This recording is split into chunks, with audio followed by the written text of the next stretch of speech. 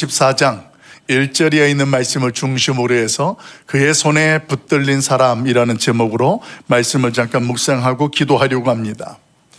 그의 손에 붙들린 사람, 어쩌면 지난 주일날 22장에 있는 말씀을 묵상했던 것을 기억하시는 분들은 지난 주일날 설교 제목이 무엇이었냐면 하나님의 손에 붙들린 사람이었습니다. 그런데 오늘은 마지막 그동안 달려왔던 사무엘하의 마지막 장이 오늘 24장인데 오늘 그 24장의 말씀을 마무리로 묵상하면서 지난주에 이어서 그의 손에 붙들린 사람이라는 제목으로 이제 말씀을 묵상하고 있습니다. 왜 제가 하나님의 손에 붙들린 사람, 그의 손에 붙들린 사람이라는 제목으로 본문의 말씀을 묵상하고 나누냐 하면 그만큼 하나님 앞에서 성도된 저와 여러분이 하나님의 손에 붙들려 사는 것이 얼마나 중요한지를 다시 한번 보여주고 깨닫게 하는 은혜가 있는 줄로 믿습니다. 어떤 경우 저와 여러분이 이 세상을 살아가다가 보면 참 지혜로운 것 같은데 말이에요. 어느 순간 미련함의 늪에 빠질 때가 있습니다. 그래서 주변에 있는 사람들도 그렇고 본인 스스로도 아니 어떠다가 이런 일이 됐나, 어쩌다가 저 사람이 저렇게 됐나 하는 어처구니 없는 그런 일들을 경험할 때가 있다라는 것입니다. 이런 미련함의 늪에 빠지게 되어지면 누구나 말이에요. 아무리 박사학위를 가진 똑똑함이 있다고 하더라도 아무런 소용이 없습니다. 사랑하는 여러분, 그런 것이 하나님 앞에서 저와 여러분이 깨달아지는 것이 있는데 우리 인간의 지혜라 할지라도 아무리 똑똑하다 할지라도 하나님께서 놓아버리면 오늘 그 인간의 지혜는 우둔하고 미련하게 될 수밖에 없다라는 것을 저와 여러분이 알아야 됩니다. 그래서 성경 잠언서에 보게 되어지면 우리 인간들이 알고 있는 지혜라든가 지식의 근본이 어디에 있느냐, 어디서부터 그것이 지혜로 지혜가 되어지고 지식이 지식이 되어지는지를 분명히 선언해 줍니다. 그 주체가 바로 하나님, 여호와 하나님께 있고 그 하나님으로부터 우리에게 그 지혜와 지식이라는 것이 주어지고 존재된다라는 것을 성경은 분명하게 깨닫게 해줍니다. 오늘 그런 모습 속에 하나님의 손에 붙들려 있다라는 그 자체, 이런 것이 저와 여러분에게 있어서는 가장 큰 축복이고 저와 여러분의 자랑인 줄로 믿습니다. 그 하나님의 손에 붙들려 있을 때 우리에게 어떤 일들이 일어나냐면 오늘 그 하나님께서 저와 여러분을 환경의 문제와 상황의 대적으로부터 막아주시고 헤어나오게 하신다는 거예요. 그뿐만 아니라 더 나아가서 우리로 하여금 다른 사람들 앞에 좋은 평판과 평가나 이미지를 갖게 하는 것, 이런 모든 것들이 다 어디서 시작이 되느냐? 하나님의 손에 붙들려 있을 때 저와 여러분에게 주어지는 은혜가 된다라는 거예요. 여러분, 혹여 지금 여러분 스스로를 생각해 볼 때 내가 굉장히 좋은 이미지를 가지고 매너를 가지고 살아가고 있다고 생각되어지거나 또 어떤 경우 우리가 인격적인 사람들과의 관계 속에서 나는 인기 있는 자리에 서 있다고 판단되어지는 사람들, 오늘 그런 자리에 있으므로 본인 스스로가 참 나는 괜찮은 사람이다, 나는 이 정도면 됐다라고 판단되어지는 사람이 있으십니까? 이런 생각과 이런 삶 속에 빠져 있는 사람을 우리는 뭐라고 표현하냐면 나르시시즘에 빠진 사람, 이렇게 표현합니다. 자기 스스로에 대한 자부심이라든가 오늘 자기가 굉장히 괜찮은 사람이라고 판단하면서 그 모든 것들을 자기 중심으로 이해하고 생활하는 사람, 그런 사람들을 나르시시즘에 빠진 사람이다, 이렇게 표현한다라는 거예요. 근데 요즘에 이 시대를 살아가는 사람들 중에서는 굉장히 자기 PR 시대라고 말하지만 자기 자부심에 대해서 지나칠 정도로 그런 생각을 가지고 있는 사람들이 참 많은 것 같습니다. 그런데 성경은 그 부분에 대해서 오늘 분명하게 이야기합니다. 우리가 우리의 인격이 어떻고 우리의 매너가 어떻고 우리의 인간관계가 아무리 넓고 좋다 할지라도 이 모든 것들이 하나님의 손에서부터 붙들려 있을 때 하나님으로부터 저와 여러분에게 주어지고 있다는 사실을 저와 여러분은 깨달을 수 있기를 예수님의 이름으로 간절히 소망합니다. 오늘 성경이 저와 여러분의 이 내용을 알려주는 거예요. 그동안 우리가 이 사무엘 상이라든가 사무엘 하의 내용을 묵상해 오면서 우리가 다윗에 대해서 굉장히 많은 내용들을 함께 나누었습니다. 근데 여러분, 지금까지 나누었던 사무엘 상하서의 다윗의 모습을 한마디로 정리한다면 그는 어떤 사람입니까? 지금까지 묵상했던 내용을 본다면 그는 하나님의 손에 붙들린 사람이었습니다. 이것이 성경에서 그동안 다윗에 대해서 보여주는 그런 이야기였습니다. 그런 생각을 가지고 이제 사무엘상부터 지금까지 달려왔고 사무엘 마지막 장을 묵상한다면 우리 안에 어떤 생각이 자리를 하게 되냐면 이제 마지막 사무엘하 24장이 왔으니 다윗이 뭔가 좀 굉장히 존경스럽고 굉장히 뭔가 좀 의미 있는 긍정적인 모습으로 성경에서 마무리되어지고 훌륭하게 존경받는 모습으로 드러나고 마무리되었으면 좋겠다라는 생각을 갖는 게 사실이에요. 근데 여러분 24장 내용을 읽어보면 우리의 생각과 기대와는 전혀 다른 모습으로 나타나요. 오늘은 이제 1절부터 9절까지 다룹니다만 내일부터 이제 새벽에 그 말씀을 묵상을 하게 되어지는 것들이 있는데 오히려 24장 마지막 장에서 다윗의 모습은 어떤 모습이냐면 우리가 그동안 정말 하나님의 손에 붙들린 사람이라는 다윗을 통하여서 은혜도 받고 도전도 받았던 그 모습과 전혀 다른 모습으로 오늘 하나님 앞에서 그 다윗의 모습이 우리의 기대에 못 미치는 그런 모습이 소개되어집니다. 왜 그렇게 될까요? 그 이유가 오늘 제목 속에 담겨 있어요. 22장까지 묵상할 때의 다윗의 모습을 보면 그는 분명 하나님의 손에 붙들린 인생으로 그가 실수를 할 때마다 하나님께서 그에게 찾아가 주셔서 선지를 통해서 그를 돌이키시고 깨닫게 하심으로 다윗을 다윗되게 하심으로 하나님의 손에 붙들린 사람의 모습을 우리는 묵상했습니다. 그런데 24장에 그의 모습을 보면 하나님의 손에 붙들린 모습이 아니라 그의 손에 붙들린 모습으로 오늘 그가 등장되어지고 소개되게 되는 모습을 보면 24장에 있는 내용들이 이해가 되기 때문에 그렇습니다. 여러분, 오늘 그런 모습들을 통하여 저와 여러분에게 깨닫게 하는 것이 있어요. 왜 하나님께서 다윗의 마지막 그 24장의 내용을 이렇게 하나도 여과 없이 그대로 드러나게 되실까? 밧세바 사건을 통하여서 얼마나 그 다윗의 부끄러움을 하나님께서는 들춰내시면서 하나님의 손에 붙들린 사람으로 다시 서야 될 것들을 깨닫게 하셨었는데 그 일 이후에 큰 죄악을 범한 내용이 오늘 본문의 1절부터 소개되어집니다. 우리 1절 한번 같이 읽어볼까요? 1절 같이 합독합니다. 시작. 여호와께서 다시 이스라엘을 향하여 진노하사 그들을 치시려고 다윗을 격동시키사 가서 이스라엘과 유다의 인구를 조사하라 하신지라. 아멘.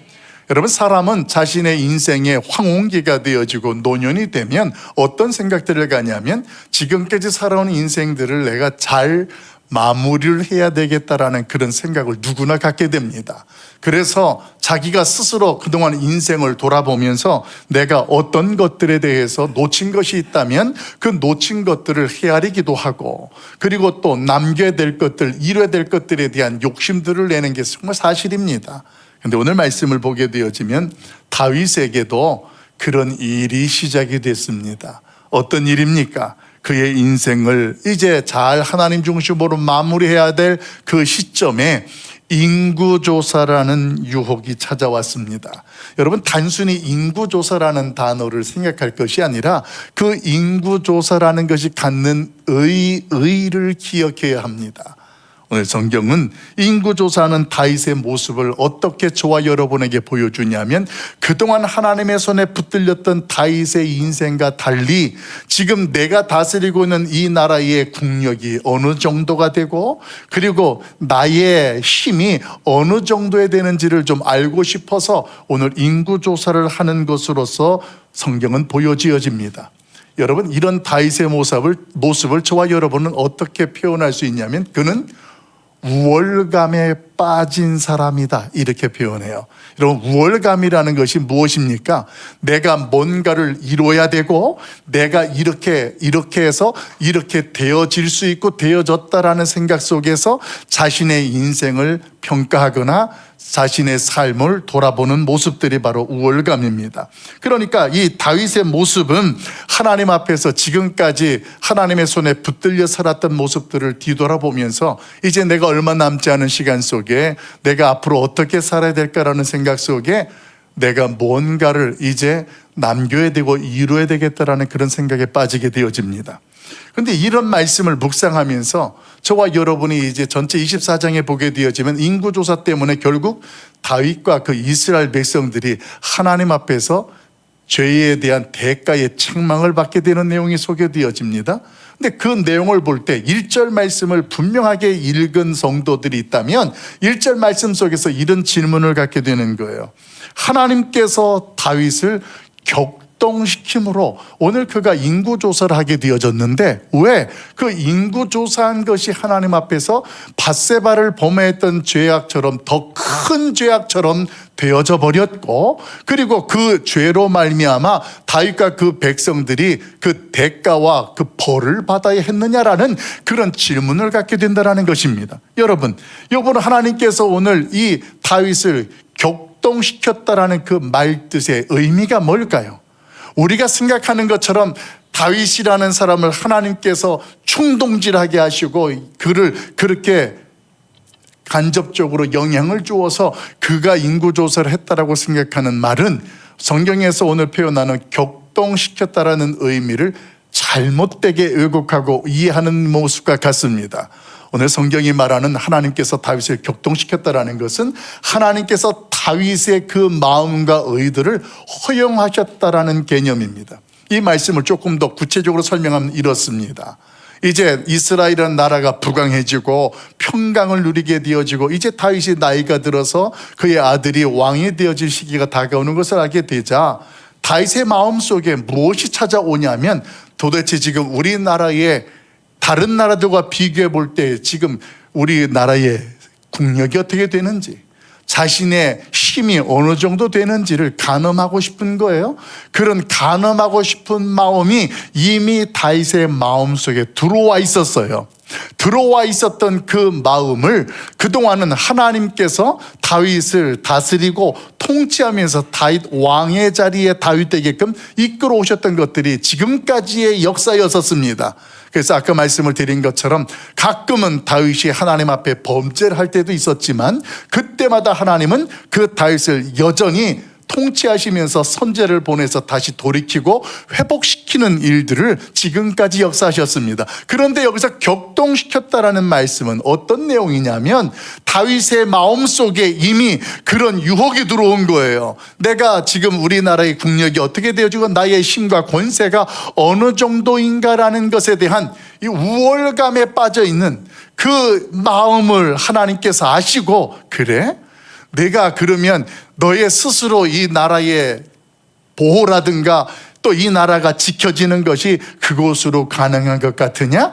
그래, 한번 내가 생각한 것처럼 한번 해봐라. 이렇게 허용하시는 것, 이것이 바로 하나님께서 격동케 하셨다라는 그 내용으로 성경은 우리에게 깨닫게 해줍니다. 그러니까 오늘 이 다윗의 격동케 됨으로 인구조사를 한 것의 내용에 대해서 분별해야 될 것이 있어요.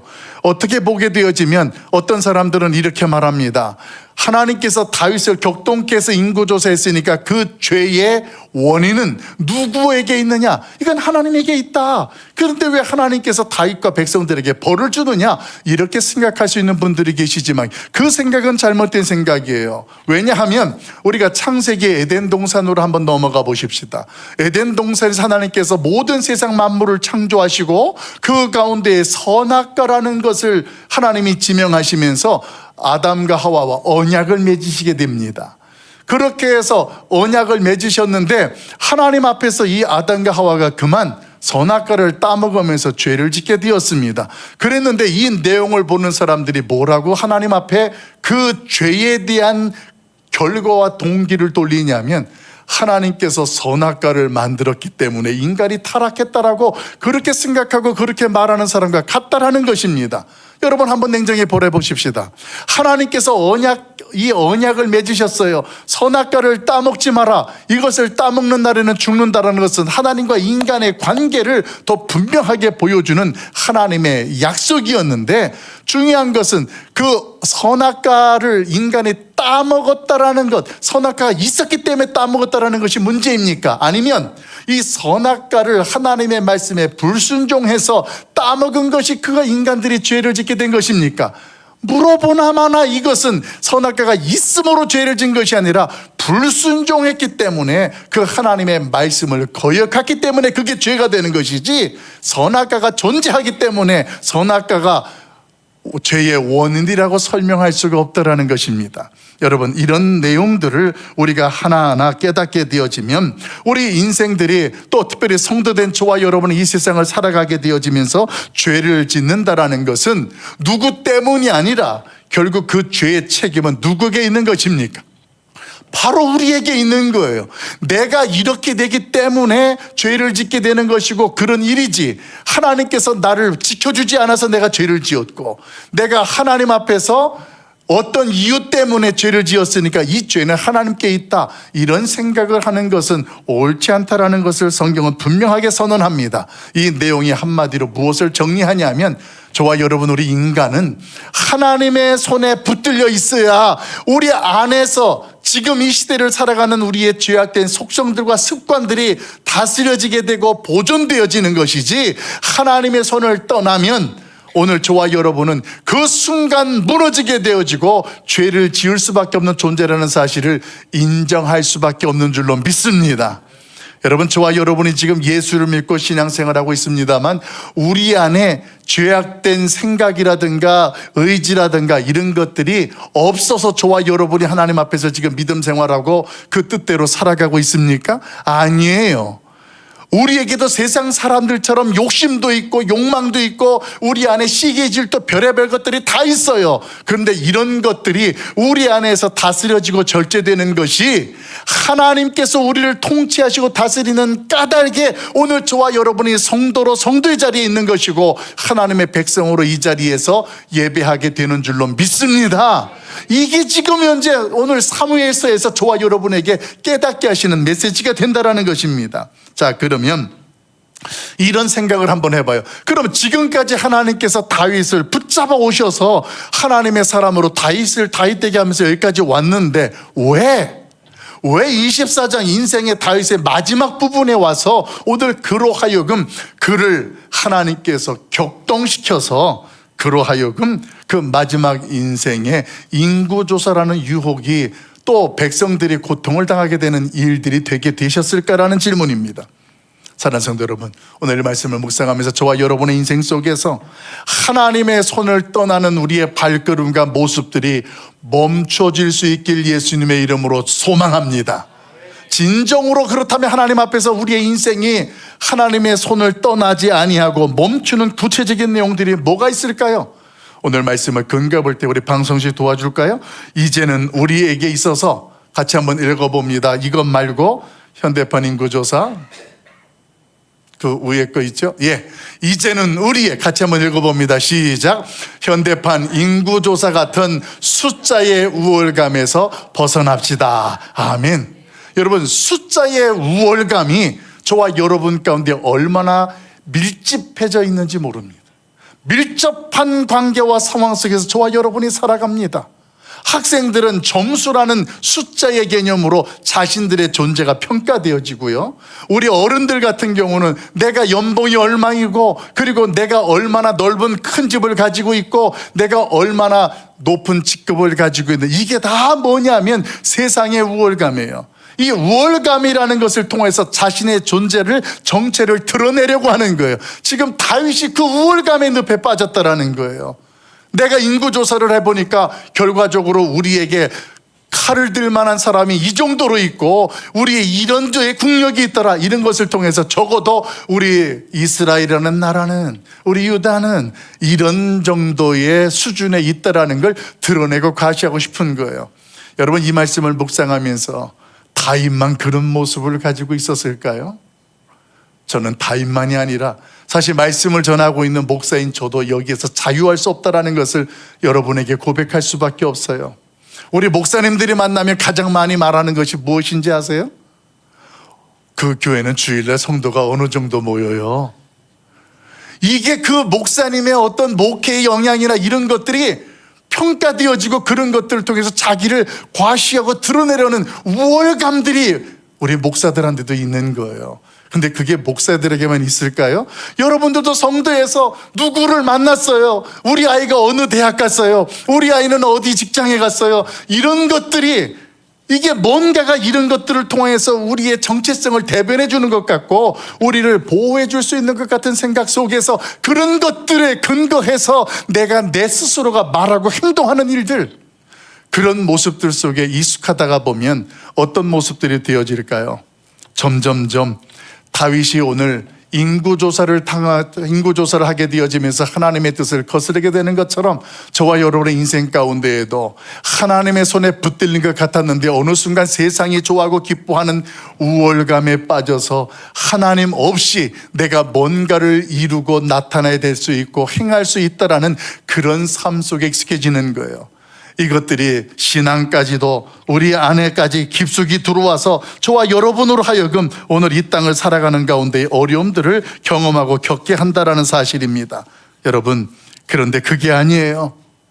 얼마나 규모가 크고 얼마나 내가 많은 것들을 소유했느냐, 이런 것들을 통하여서 오늘 저와 여러분을 그리스도인으로 평가되어지고 세워가는 것이 아니라 하나님은 저와 여러분으로 하여금 그게 아니야.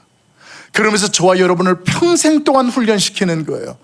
여러분, 큰 교회들, 규모 있는 교회들, 많이 모이는 교회들이 있습니다. 여러분, 그런 교회만 하나님의 교회일까요? 하나님 보시기에는 큰 교회, 규모 있는 교회, 작은 교회, 개척교회, 이런 것들을 이 우월감에 빠지는 세상의 가치로 교회를 보는 것이 아니라 하나님이 보는 가치는 뭘까요? 저 교회가 하나님의 손에 붙들린 교회냐?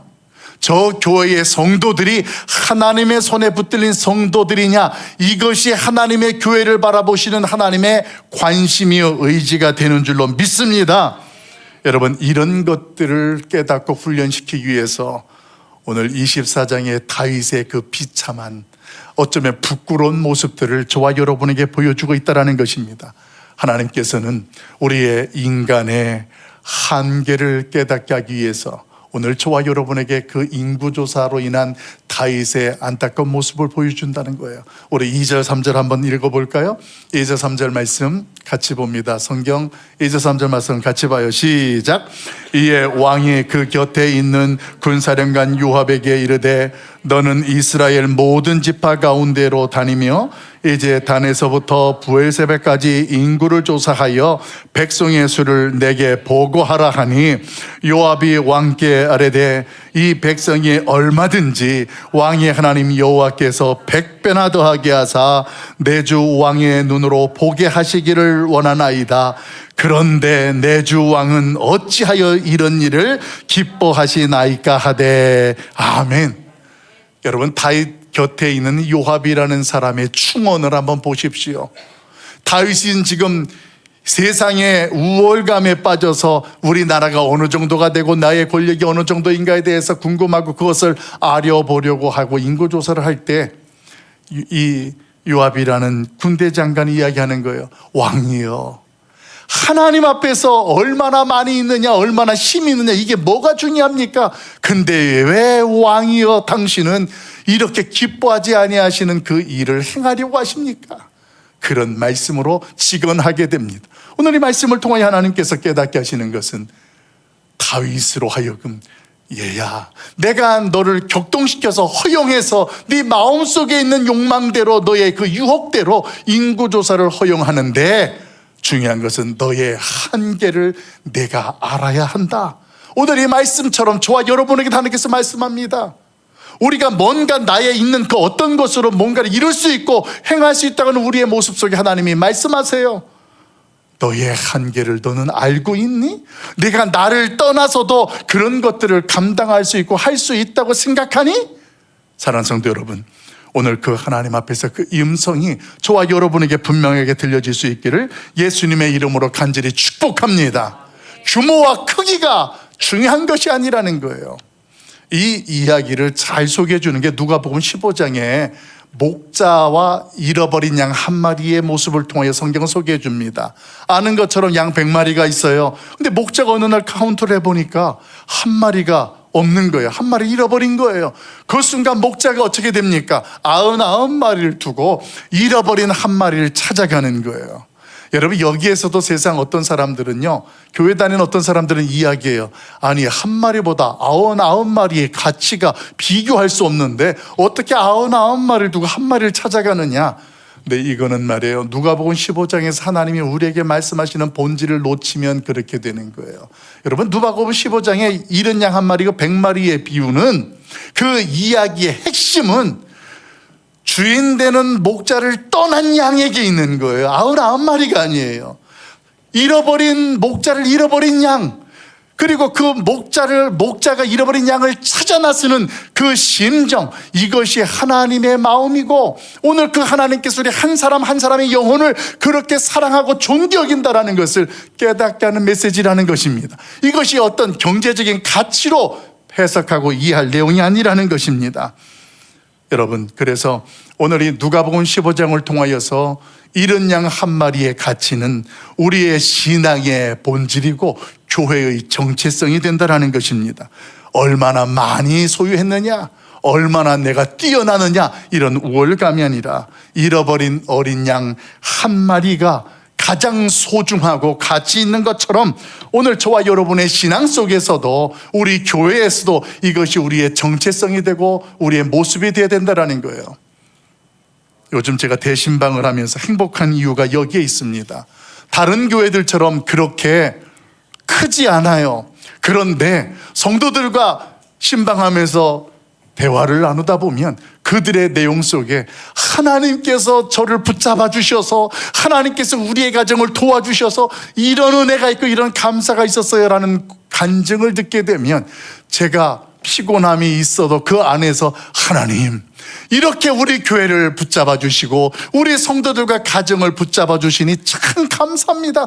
이것이 제가 오늘 대신방 하면서 느껴지고 고백되어지는 저의 간증이 된다는 것입니다. 여러분, 이 시간 저와 여러분 인생과 우리의 가정 모두가 다 하나님의 손에 붙들린 인생과 가정으로 하나님을 자랑할 수 있기를 예수님의 이름으로 간절히 소망합니다.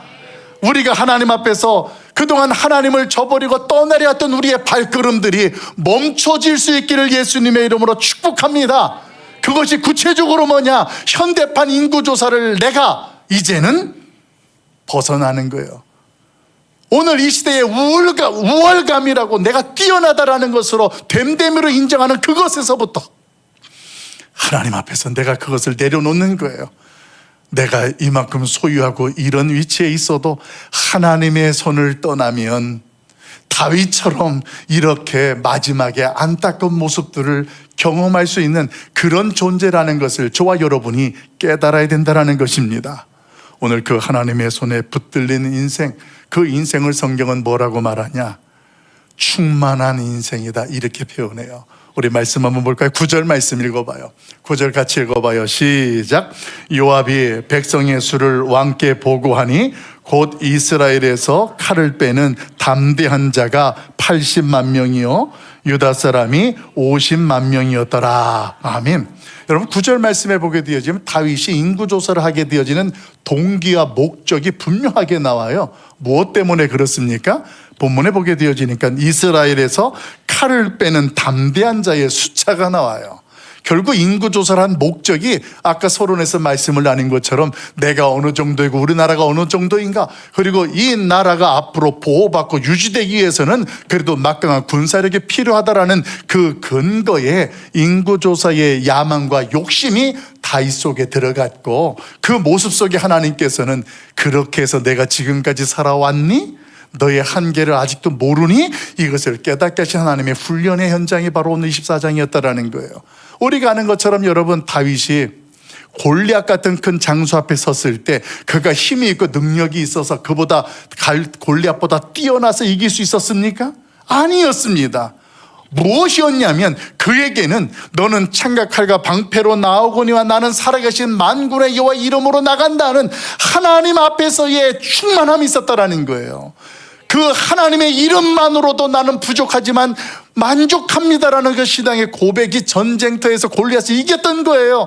다른 전쟁터에서도 마찬가지였습니다. 하나님의 손에 붙들렸기 때문에 다윗을 통하여서 오늘 그런 역사가 있었다라는 것입니다. 그래서 오늘 우리의 모습 속에 하나님 앞에서 우리의 신앙이 충만해지는 것, 이것은 우리의 신앙과 우리의 인생에 하나님의 손에 붙들려 있는 우리의 현주소가 되고 우리의 구체적인 모습이 되는 줄로 믿습니다. 이것을 위해서 하나님께서 오늘 24장 1절에 보게 되어지니까 특별한 말씀으로 소개해요. 1절에 제가 말씀을 드리면 이렇습니다. 여호와께서 다시 이스라엘을 향하여 진노하사, 이렇게 성경을 소개해요. 다시 이스라엘을 향하여 하나님이 진노하셨다. 이 의미가 무엇입니까? 이 다시라는 단어가 가지는 의미를 성경에서 보면 성경 전체의 흐름을 이렇게 정리해 줍니다. 우리 같이 방송지 볼까요? 다시가 말해주는 의미 같이 읽어봐요. 시작. 인간의 범죄, 하나님의 징계, 회개, 회복을 보여줍니다. 두 번째는 하나님의 손에 붙들린 신앙의 충만입니다. 아멘. 여러분, 성경의 역사를 보게 되어지면 인간의 범죄가 있게 되어지고 하나님의 징계가 따라요. 그러면 인간들이 깨닫고 회개를 합니다. 그럼 하나님께서 회복시키는 것, 이것이 성경에서 보여주는 사이클이에요. 하나님께서 저와 여러분을 붙잡고 우리를 성도되게, 하나님의 자녀되게 하는 하나님의 일하심의 현장이라는 것입니다. 결국 이런 하나님의 역사하심이 오늘도 1절에서는 다시라는 단어를 통하여서 저와 여러분으로 하여금 이제는 하나님 앞에서 하나님의 손을 떠나는 그런 일들을 멈추라는 이야기입니다. 이제 말씀을 정리하려고 합니다. 우리는 어릴 적 청년 시절에 받았던 은혜라는 것이 오늘 장년이 되어지고 우리가 살아가는 인생까지도 그것이 유지되어진다라고 생각합니다. 결코 그렇지 않습니다. 하나님의 은혜는 그날에 족합니다. 그 이야기는 날마다 저와 여러분은 하나님의 은혜로 살아가야 하는 그런 존재라는 사실을 깨달을 수 있길 예수님의 이름으로 축복합니다. 오늘 그 하나님 앞에서 우리는 매일매일 은혜를 입어야 하는데, 어떤 경우는 어떤 사람은 이렇게 말해요. 내가 옛날에 신앙생활 할 때는 뜨겁고 하나님의 은혜가 열정적이었더라고. 지난날의 은혜를 되뇌며 살아가는 사람들이 있어요. 여러분, 그런 사람을 저는 뭐라고 표현하고 싶냐면 영적으로 가난한 사람이다, 이렇게 말씀을 드리고 싶어요. 여러분, 오늘 이제 우리의 인생 속에 그 영적인 신앙의 가난함에서 멈추시고 벗어날 수 있길 예수님의 이름으로 축원합니다. 이제는 하나님의 은혜를 추구하는 것이고, 내 인생 가운데 육체의 질병으로 내가 낙심할 수밖에 없고, 나의 가난함 때문에 그렇고, 누군가가 나를 알아주지 않는다 할지라도 오늘 예수 그리스도의 손에 붙들려만 있으면 그 예수로 충만한 사람, 그 예수로 충만한 인생을 살아가게 될 줄로 믿습니다. 우리 좌우에 인사합시다. 예수로 충만합시다. 예수로 충만합시다. 아멘.